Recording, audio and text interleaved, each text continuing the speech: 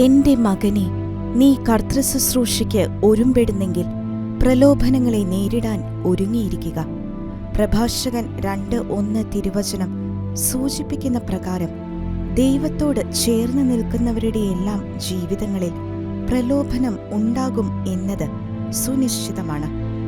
ആഴങ്ങളിലേക്ക് താഴ്ന്നിറങ്ങി വൃക്ഷത്തിന് ഉറപ്പുള്ള അടിസ്ഥാനം നൽകുന്ന വേരുകൾ കാറ്റിൽ ആടിയുലയുന്ന വൃക്ഷങ്ങളെ പിടിച്ചു നിർത്തുന്നതുപോലെ പ്രാർത്ഥനയാലും തിരുവചന ശക്തിയാലും വിശ്വാസ ജീവിതത്തിന് ഉറപ്പുള്ള അടിസ്ഥാനം ഉണ്ടാകുമ്പോഴാണ് കഠിനമായ പരീക്ഷണങ്ങളിൽ പിടിച്ചു നിൽക്കാൻ നമുക്ക് കഴിയുകയുള്ളൂ.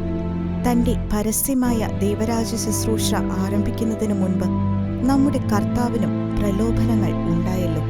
തിരുവചന ശക്തിയാലും പ്രാർത്ഥനയുടെ പിൻബലത്താലും അവിടുന്ന് പരിശുദ്ധാത്മാവിൽ നിറഞ്ഞ് അവയെ അതിജീവിക്കുകയും ദൈവം തന്നെ ഭരമേൽപ്പിച്ച ദൗത്യം പൂർത്തിയാക്കുകയും ചെയ്തു.